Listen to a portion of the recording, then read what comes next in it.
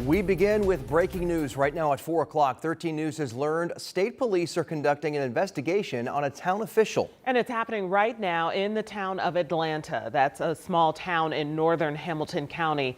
A town official confirms to 13 News that state police are investigating Andy Emmert. He is the utility superintendent and building commissioner for the town. We know a large number of state police troopers and detectives shut down Town Hall and searched Emmert's home throughout the day.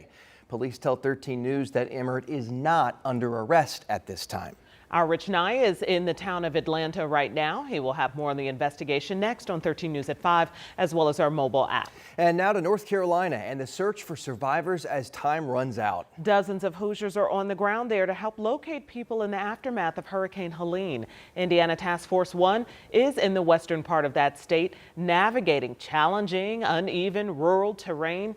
They call the work challenging and exhausting, but nothing compared to the challenges faced by the residents of North Carolina. Members of the Indiana National Guard are also there, along with rescue workers from across the country, many trying to find people still missing and also to deliver much needed aid to hundreds of people cut off by washed out roads, downed power lines, and damaged cell towers.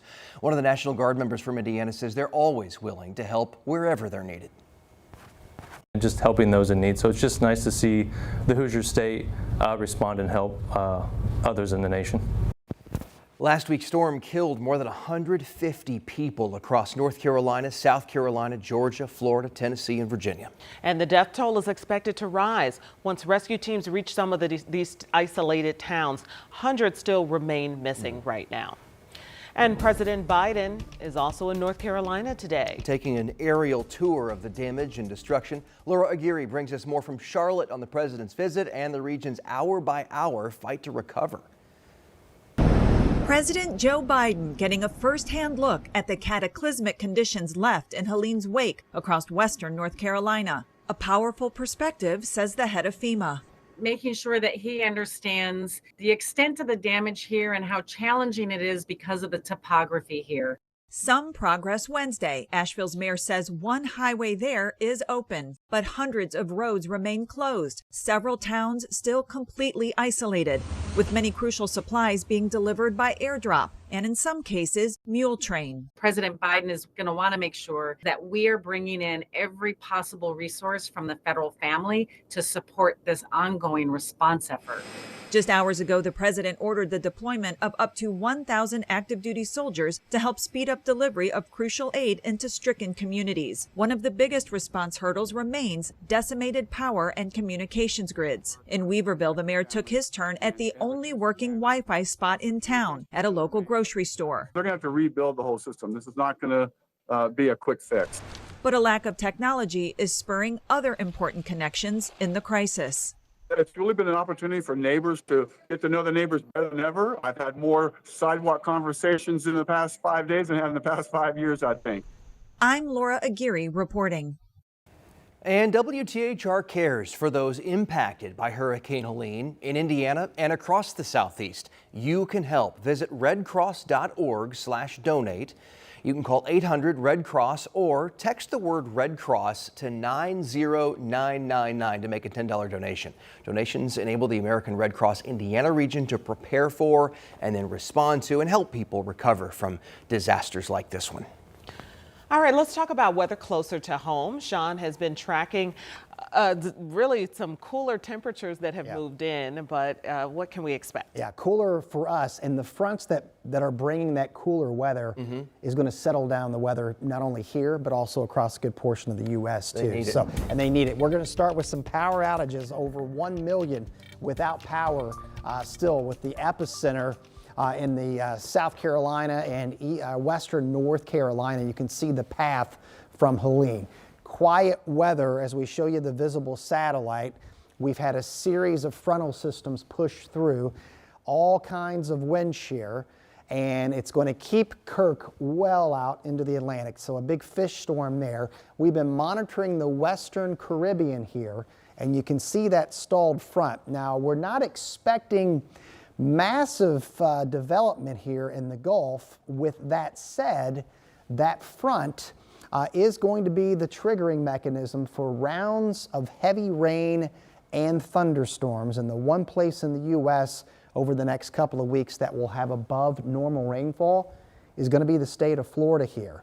There will be some areas that will exceed over 5 inches of rain. So even if we don't get a tropical storm or a hurricane per se, there's still going to be some action down over the Florida peninsula here, but it will not make it very far inland. Our weather could not be any better for this time of year, or any time of year for that matter. Sunshine and temperatures in the lower 70s and upper 60s. We do have another seasonably chilly night on the way. We also have a lot of sunshine in the latest 7-day forecast. We'll see you with that. Get into that weekend as well coming up in just a few minutes.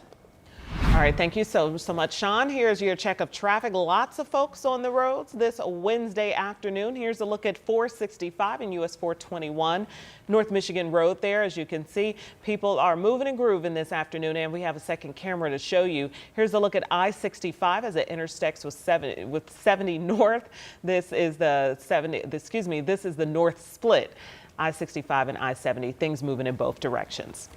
And a lot of questions today on Indy's South Side after a man was found dead this morning. Police say he'd been shot. Marina Silva has the latest on the investigation into what happened. Police have this part of East 21st and Sheldon Streets blocked off after a man was found shot. Now police are trying to figure out when. Someone called police around 10 Wednesday morning saying a person was down on Sheldon Street. When police got here, they were able to determine the male had been shot. But it didn't just happen, he had been there. Sergeant William Young with IMPD says a lot of times they will get calls from people saying there have been shots fired. But that wasn't the case this time. Sometimes we'll get calls where shots are being fired or neighbor heard shots fired. To my understanding, this individual was located and then reached out to 911, basically saying that this was a person down. When we arrived, our medical personnel and our officers discovered that this person had been shot, and so we are treating this as a homicide investigation. Witnesses we spoke with didn't want to go on camera, but say they heard about 4 gunshots yesterday. But then they never heard anything else, so they didn't think much of it. Reporting in Indianapolis, Marina Silva, 13 News. Marina, thank you. Also today we learned Eli Lilly is adding even more to its massive investment in Lebanon. They're adding $4.5 billion to build a new facility in the city's Leap District. This brings Lilly's total investment in the Leap District to more than $13 billion. The new facility is set to open in late 2027. If you've driven past this thing on I-65, it looks like a city really within a city. It is massive. Eli Lilly says this new facility will support medication for clinical studies and will help the company to scale up its manufacturing capabilities. Jenny Runovich was there for today's announcement. She got more on this and the potential hurdle that may stand in the way. That's coming up at 5 o'clock.